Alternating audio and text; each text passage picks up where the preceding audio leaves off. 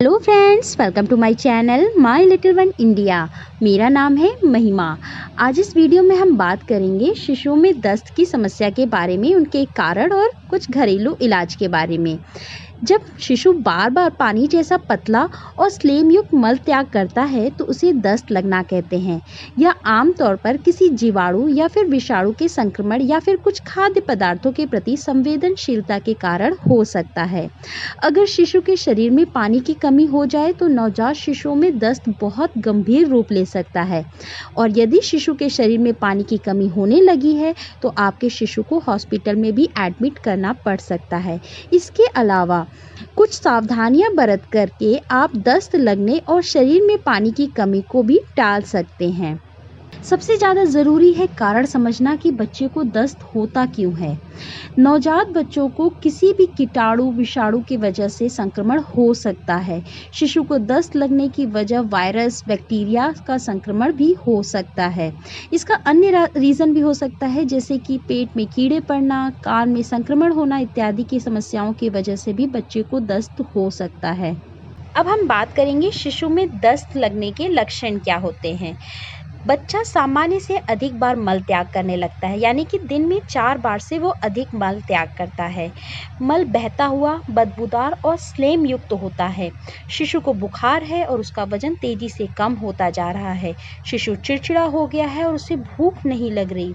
शरीर में पानी की कमी होने के लक्षण जैसे धसी हुई आँखें, सूखा हुआ मुँह, गहरे पीले रंग का मूत्र और रोने पर आंसू नहीं आता हो, या फिर बुखार और उल्टी कंटिन्यूअसली हो रही हो, ये सभी लक्षण हो सकते हैं। अब बात करेंगे इसके इलाज के बारे में। शिशु के पेट को फिर से स्थिर करने में या फिर दस्त का दौरा ठीक करने में कम से कम 3 दिन का समय लगता ही है। उचित जल और पोषण से बच्चे को काफ़ी ज़्यादा राहत मिल सकती है। बहुत ज़रूरी है कि बच्चे को तरल पदार्थ देती रहें। दस्त का सबसे खतरनाक पहलू है पानी की कमी होना, और अगर इसका समय पर इलाज ना हो तो शिशु को अस्पताल में भर्ती करवाना पड़ सकता है। शरीर के खोए हुए तरल पदार्थों की फिर से पूर्ति करना दस्त के इलाज का पहला कदम है। यदि शिशु उल्टी किए बिना दूध या फॉर्मूला दूध पी ले रहा है तो उसे अक्सर दूध पिलाते रहें। थोड़े बड़े शिशु को पानी के छोटे छोटे घूंट इलेक्ट्रॉल घोल या फिर नमक चीनी का घोल ORS दिया जा सकता है। ताज़ा नारियल पानी भी इलेक्ट्रॉल का ही एक समृद्ध स्रोत है। अपने शिशु को समय समय पर नारियल का पानी भी आप दे सकते हैं। दस्त होने के दौरान चीनी वाले पेय से बचना चाहिए। शिशु को कोई भी मीठा पेय या फिर फलों का गाढ़ा रस देने से बचना चाहिए। उसमें मौजूद चीनी अधिक मात्रा में आंत में पानी खींचती है और दस्त को बिगाड़ देती है। छोटे शिशुओं को अच्छी तरह से संतुलित भोजन दें। जिन शिशुओं ने पहले ही हाथों से खाने लायक या फिर मेज पर खाने लायक भोजन खाना शुरू कर दिया है, उन्हें दस्त के दौरान भी ठोस आहार दिया जा सकता है। एक अच्छा स्वस्थ आहार शिशु के आवश्यक पोषक तत्वों की पूर्ति कर संक्रमण से लड़कर शिशु के दस्त के दौरे को छोटा कर सकता है और उससे मुकाबला कर सकता है।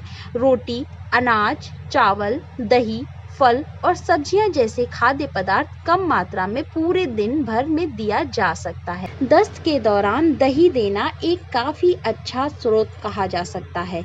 शिशु को बिना किसी कृत्रिम स्वाद या फिर मिठास वाली दही खिलाई जा सकती है।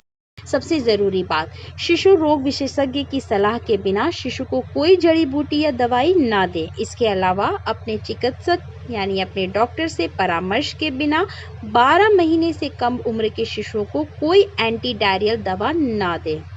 इन सभी चीज़ों के साथ साथ हमें ये ध्यान देना बहुत ज़रूरी है कि शिशु में पानी की कमी को कैसे दूर करें। शिशु में कम हुए पानी और इलेक्ट्रॉल को बहाल करने के लिए नमक चीनी घोल का समाधान सबसे सरल तरीका है, और सभी दवा विक्रेता यानी मेडिकल स्टोर और डॉक्टर्स के पास उपलब्ध होता है। ये लिक्विड और पाउडर रूप में दोनों में आता है। इसे आप चाहें तो अपने घर पर भी बना सकती हैं।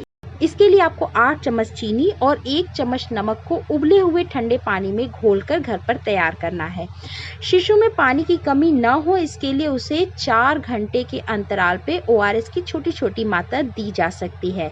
यदि शिशु को स्तनपान कराया जा रहा है तो उसे 2 बार के स्तनपान के बीच में यह दिया जाना चाहिए, और कोई और पेय पदार्थ नहीं दिया जाना चाहिए जब तक कि डॉक्टर की अनुमति ना हो।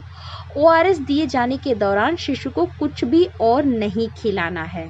दस्त लगने से शिशु के शरीर में पानी की कमी हो सकती है, जो कि उसकी सेहत के लिए नुकसानदायक है, इसलिए शिशु के शरीर में पानी की कमी ना होने दें। अगर शिशु उल्टी नहीं कर रहा है तो आप उसे स्तनपान करवाती रहें, लेकिन अगर वो उल्टी करना शुरू कर दिया है तो बिना देरी किए तुरंत डॉक्टर के पास ले जाएं। शिशु के साफ सफाई का विशेष ध्यान रखिए और समय समय पर उसकी डायपर को बदलती रहें। समय समय पर अपनी हाथ धोती रहें, क्योंकि दस्त के बैक्टीरिया आपके हाथों के जरिए शिशु के मुंह में जाकर उसे और बीमार कर सकते हैं। बच्चे को हाथ लगाने से पहले सभी को अच्छी तरह से हाथ धोने के लिए कहें। शिशु के खिलौने व कपड़ों को अच्छे से साफ करके रखें। शिशु के हाथों को भी साफ रखें, क्योंकि वह अक्सर अपनी उंगलियां मुंह में डाल लेता है। अगर शिशु फॉर्मूला दूध पीता है तो उसे दूध की बोतल को नियमित रूप से साफ करती रहें। यदि आपका बच्चा 3 महीने से कम उम्र का है और उसे दस्त है तो आपको अपने डॉक्टर से बात करनी चाहिए। यदि बच्चा 3 महीने से अधिक का है तो 24 घंटे के बाद भी यदि हालत में कोई सुधार नहीं दिख रहा तो बिना किसी घरेलू उपचार के आपको तुरंत डॉक्टर से संपर्क करना चाहिए। कुछ खास परिस्थितियों में चिकित्सीय सलाह लेना बहुत ज़रूरी हो जाता है।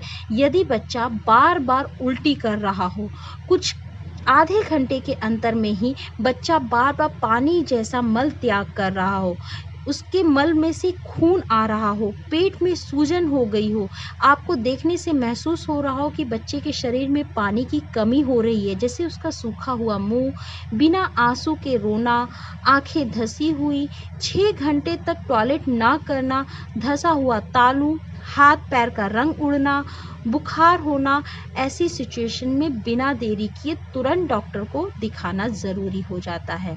ध्यान दीजिएगा कि शिशुओं में दस्त लगना एक आम बात है। यदि आपके शिशु को दस्त होता है तो आपको ये सुनिश्चित करना होगा कि बच्चे के शरीर में पानी की कमी ना हो। कुछ सरल घरेलू उपचार जैसे कि वीडियो में बताए गए हैं, आप उन उपचारों को अपना सकते हैं। उसके माध्यम से आप अपने बच्चे का इलाज घर पे भी कर सकते हैं। यदि आपको उससे कोई भी फ़ायदा नज़र नहीं आ रहा तो इमीडिएटली आपको डॉक्टर से संपर्क करना चाहिए। आशा करती हूँ मेरे द्वारा दी गई जानकारी आपके लिए लाभप्रद साबित होगी। यदि आपको वीडियो पसंद आती है तो वीडियो को लाइक और शेयर करना बिल्कुल नहीं भूलिएगा। और यदि आप हमारे चैनल पर नए हैं तो आपको बता दूँ, इस चैनल पर आपको pregnancy, post pregnancy, baby care और पेरेंटिंग की सारी इन्फॉर्मेशन दी जाती है। इसलिए चैनल को ज़रूर सब्सक्राइब कीजिएगा और नोटिफिकेशन का बटन ऑन कीजिएगा, ताकि समय समय पर आपको नोटिफिकेशन वीडियोज़ के मिलते रहें। Thank you.